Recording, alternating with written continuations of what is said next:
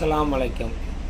வாங்க நண்பர்களே, ரம்ஜானுக்கு 5 கிலோ பிரியாணி செஞ்சோம். எப்படி செஞ்சோங்கிறது பார்க்கலாம். உங்களுக்கு ஸ்டெப் அண்ட் ஸ்டெப்பாக சொல்லுகிறேன். எல்லாமே அளவோடு சொல்கிறேன், எல்லாம் எவ்வளோ போட்டோன்ட்டு. அதுக்கப்புறம் இதில் சின்ன சின்ன ட்ரிக்ஸுகளில் போட்டிருக்கிறோம். அது எப்படிங்கிறதும் வீடியோ ஸ்கிப் பண்ணாமல் பாருங்கள், உங்களுக்கு தெரியும். இப்போ நம்ம செஞ்ச பிரியாணி மாடல்னா எங்கள் ஊர் பழனி கீழூர் பிரியாணி. எல்லாமே கொஞ்சம் மசால் ஜாஸ்தியாக இருக்கும், ஆனால் பிரியாணி சாப்பிட அருமையாக இருக்கும். இப்போ பட்டை 5 கிலோ பிரியாணிக்கு பட்டை 50 கிராம், ஏலக்காய் 25 பீஸ், கிராம் 25 பீஸ். அடுத்து நம்ம போட போகிறது என்னென்னா எல்லாமே உங்களுக்கு அளவு கணக்காக போட்டால் போதும். இது ஏலக்காய் கொஞ்சம் திட ஏலக்காய், சாதா ஏலக்காய் போல் கிராம் மொட்டோட 25 பீஸ் எடுத்திருக்கேன், பார்த்தீங்கன்னா தெரியும். பட்டை 1 கிலோவுக்கு 10 கிராம் கணக்கில் போட்டிருக்கிறோம்.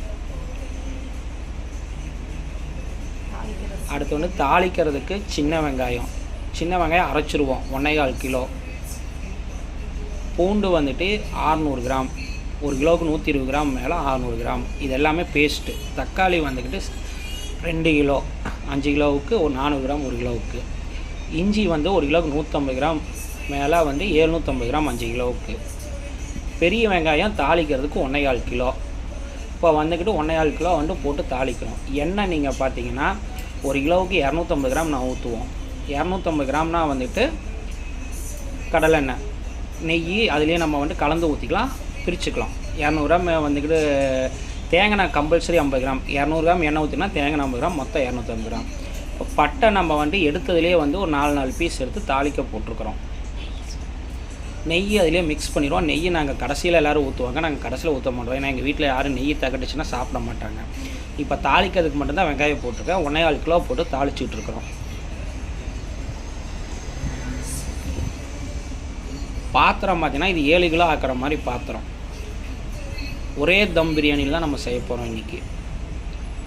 இப்போ வெங்காயம் மீடியமாக ஃப்ரேமில் வச்சு எல்லா வெங்காயம் பொன்னேரத்தில் வர்ற வரைக்கும் வறுக்கிறது. கீழே ஸ்டார்டிங்காக 10 பிடிக்காத அளவுக்கு வறுத்துக்குங்க. இப்போ பட்டை கிராம் நம்ம எடுத்து வச்சதை பேஸ்ட்டு பண்ணி பிரியாணி மசாலா ஆக்கிட்டோம்.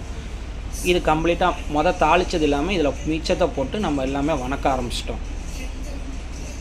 இது பட்டை கிராம் நல்லா கலங்கி வாசம் போயிடணும். பட்டை கிராம் எண்ணெய் தாளிச்சோன்னே போட்டிங்கன்னா தான் நல்லா மணமாக இருக்கும். இப்போ இருந்தே பிரியாணி வாசம் தூக்க ஆரம்பிச்சிடும். அது ஒரு 2 நிமிஷம் தாளித்தோடனே பூண்டு பச்சை வாசம் போகிற அளவுக்கு நல்லா தாளிக்கணும். பூண்டோட அளவு நம்ம சொல்லியிருக்கோம் 600 கிராம், 1 கிலோவுக்கு 120 கிராம் கணக்கில் பேஸ்ட்டு பண்ணி வச்சுருக்குறோம். நல்லா வணக்கி பச்சை வாசம் போய் நல்லா மிக்ஸ் ஆகணும். அடுத்து இஞ்சி 750 கிராம் பேஸ்ட்டு பண்ணி வச்சுருக்குறோம். இது அடுத்தடுத்து இது 2 எல்லாமே ஒரு 2 நிமிஷம் நல்லா மிக்ஸ் ஆகி அடுப்பை மீடியமில் வச்சு தாளிச்சிங்க. ஐயில் வச்சிங்கன்னா எல்லாமே கருக ஆரம்பிச்சிடும். கருகுனா நல்லாயிருக்கு. இப்போ சின்ன வெங்காயம் பேஸ்ட்டு பண்ணி வச்சுருக்குறோம். பாம்பூர் பிரியாணி பெரிய வெங்காயம் மட்டும்தான் போடுவாங்க. நம்ம சைடில் சின்ன வெங்காயம் பேஸ்ட்டு பண்ணிக்குவாங்க. 1/2 கிலோவில் ஆம்பூர் பிரியாணிக்கு 1/2 கிலோ பெரிய வெங்காயம் போடுவாங்க. அதுக்கு பதில் சின்ன வெங்காயம் 1/4 கிலோ, பெரிய வெங்காயம் 1/4 கிலோ. இப்போ மிளகாத்தூள் 1 கிலோவுக்கு 10 கிராம் மேலே 50 கிராம் போட்டிருக்குறோம் 5 கிலோவுக்கு. கொத்தமல்லி சின்ன கட்டு 2 கட்டு, புதினா அடுத்து 2 கட்டு, ரெண்டுமே போட்டு அது கூடவே மிக்ஸ் பண்ணிக்கிறோம். தக்காளி 2 கிலோ, பச்சை மிளகா பார்த்தீங்கன்னா ஒரு 30 பீஸ் இருக்கும். இப்போ தக்காளி போட்டதுக்கப்புறம் அளவு தண்ணி பார்த்தீங்கன்னா 1 ஜக்கு ஊற்றிருக்கேன். இந்த ஜக்கில் 3 ஜக்கு அரிசி எடுத்துருக்கிறேன். இதில் 1 ஜக்கு மட்டும் போட்டிருக்கேன். தக்காளி ஒரு 70% நமக்கு செஞ்சால் போதும். அது என்ன ட்ரிக்ஸுங்கிறது உங்களுக்கு நான் சொல்கிறேன்.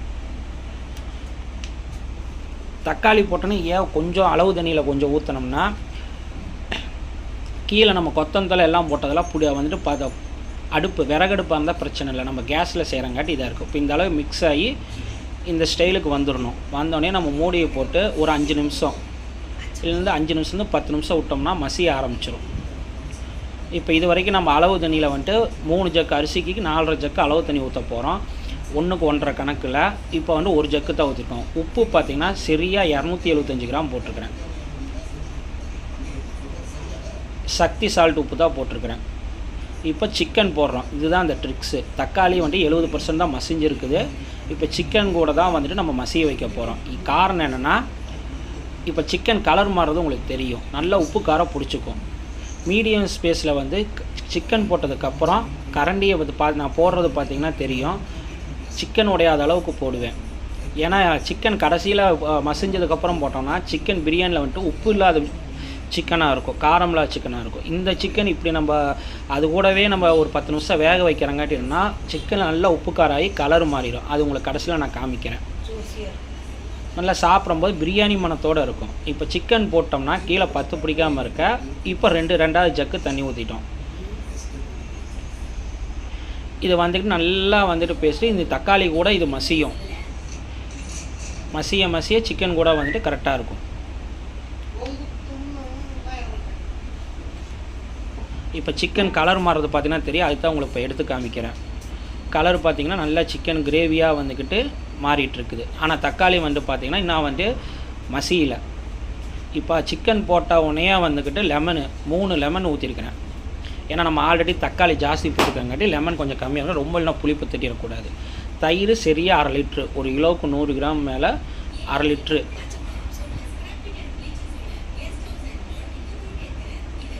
இதை போட்டு ஒரு கலரிட்டு ஒரு 10 நிமிஷம் கப்புன்னு மூடி போட்டு வச்சோம்னா சிக்கன் நல்லாவே உப்பு காரம் பிடிச்சிக்கும், பிரியாணி தக்காளி மசிஞ்சிரும், எல்லாமே செட் ஆகிக்கும். இனிமேல் தான் நம்ம அளவு தண்ணி அதுக்கப்புறம் ஊற்ற போகிறோம்.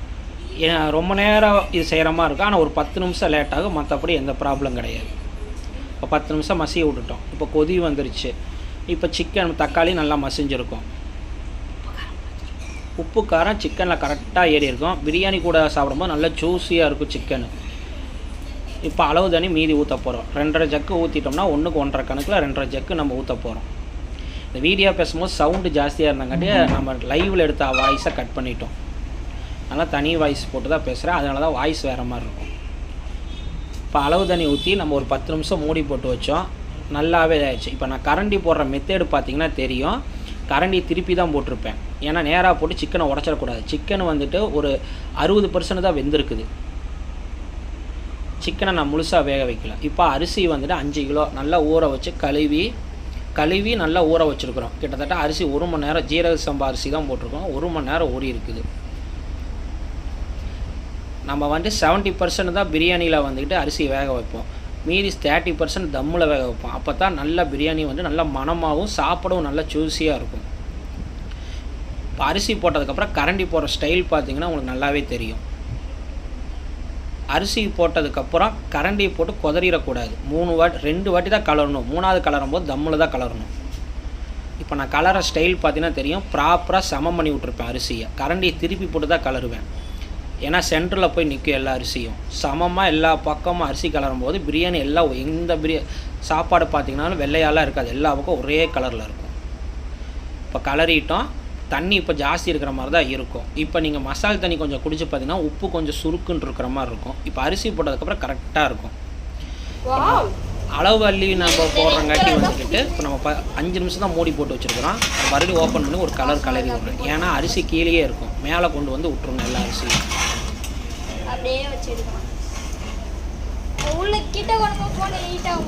அரிசி போடுறதுக்கு முன்னாடி கொஞ்சம் டேஸ்ட் பண்ணி சாப்பிட்டிங்கன்னா உங்களுக்கு உப்பு கொஞ்சம் சுருக்குன்னு இருக்கும், அரிசி போட்டக்கப்புறம் சமமாக இருக்கும். ஏன்னா நம்ம எல்லாமே இட அளவில் போடுறங்காட்டி நம்ம டேஸ்ட்டே பார்க்க வேண்டியதில்லை. நீங்கள் பெரிய பிரியாணியை செஞ்சு அப்படியே இறக்கிங்க.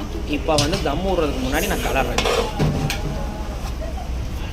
எல்லாம் சமம் பண்ணி விட்டுட்டு கீழே அரிசி பூரா மேலே கொண்டு வந்துடணும்.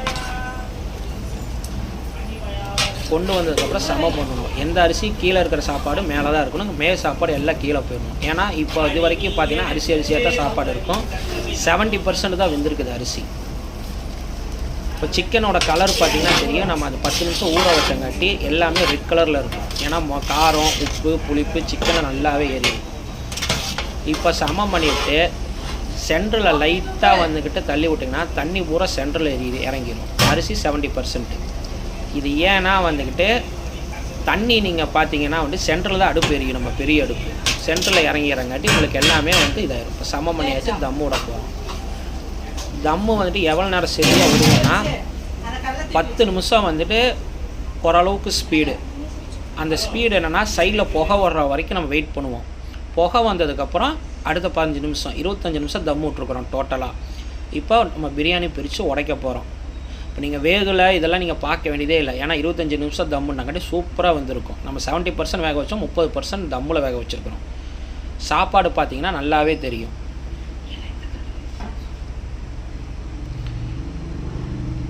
சாப்பாடு உடச்சதில் வந்துட்டு நீங்கள் பார்த்தீங்கன்னா பிரியாணி நல்ல மணமாக இருக்கும். சாப்பிட்றதுக்கும் இந்த பிரியாணி என்னென்னா நம்ம பட்டை கிராம் கொஞ்சம் சேர்த்தி போட்டிருக்கிறங்காட்டி வந்துக்கிட்டு வணக்கி சாப்பிட இன்னும் டேஸ்ட்டு கூடும். அப்போதைக்கு சாப்பிட போகும்போதே சூப்பராக தூக்கும். இது மண்டபத்து பிரியாணியாட்டு இருக்கும். எங்கள் ஊர் சைடில் கல்யாணத்துக்கு போனால் இந்த ஸ்டைலில் தான் சமைப்பாங்க. அதே ஸ்டைலில் பிரியாணி செஞ்சுருக்கு.